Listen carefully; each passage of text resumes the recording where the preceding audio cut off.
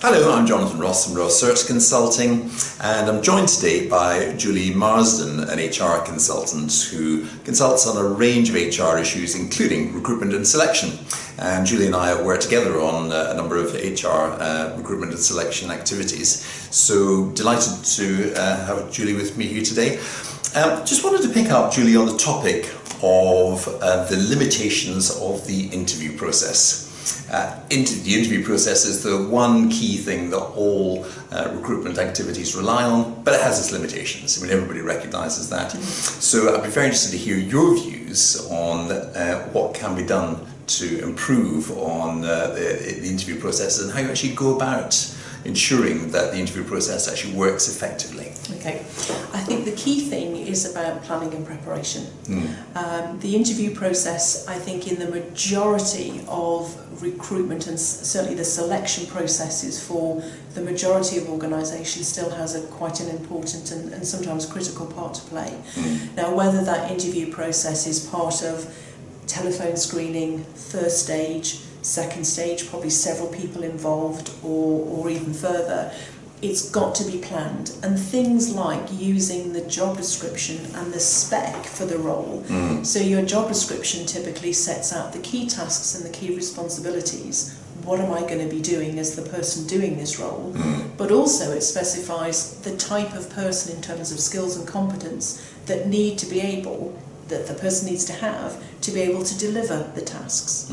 So the interview process for me is all around behaviours and scenarios and finding out if the person can do it, and you're not going to be able to do that without the planning and the preparation. So it's about... So where do interviews go wrong in your view?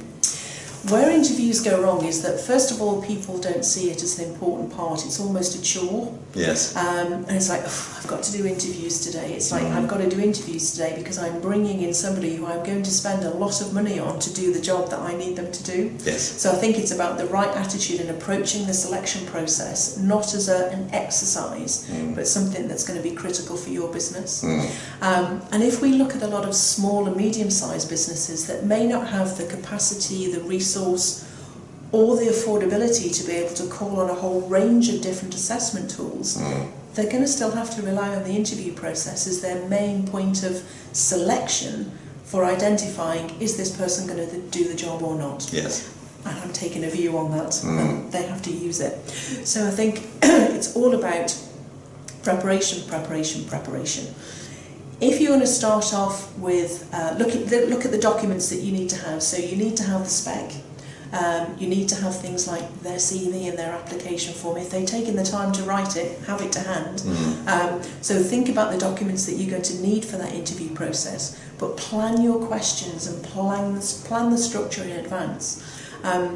One thing that doesn't help is if you interview somebody over a desk. If you're sitting on one side of the desk and they're the other, that's very confrontational. Yes. So think about, ultimately they're going to be nervous. No matter how much of a seasoned professional they are, they're going to be a little bit nervous about the interview because you haven't got a clue what you're going to ask them. Yeah. So think about how you make them comfortable to be able to get the best out of them. Yes, you want to challenge them. You want to you want to make them almost feel a little bit uncomfortable in terms of some of the questions that you're going to ask and really make them work hard to give you the answer that you're looking for. But ultimately, you want them in the best way possible, so comfortable and relaxed to be able to answer those questions. So I think for me, it's about the preparation, think about how you're going to do it, think about the documentation that you're going to need, and then plan the type of questions.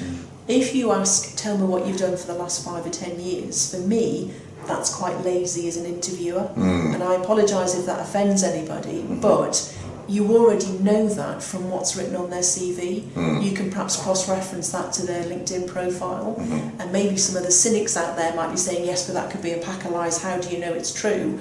Well, put them in situations. If they've told you on their CV that they've been a senior salesperson for 5 years with a large corporate, put them in scenarios that they may well have been in that large corporate, related to what you are looking for. So if one of your key competencies that you're looking, or key skills that you're looking for, is persuasiveness, or possibly even negotiation, or great communication skills, then ask them questions around how they have demonstrated, how they've closed a sale, how they've negotiated a really good deal, how they've brought a client who was perhaps resistant, or a potential customer who was perhaps resistant to the product that they were trying to sell, round to a closure of sale. Yes. Rather than tell me about the job you did at so and so for the past 5 years. Ask them targeted questions that brings out their motivations, how committed they are to the role, and their main interests of why they've applied to you. And you can't do that unless you've got your questions. And I think in some respects,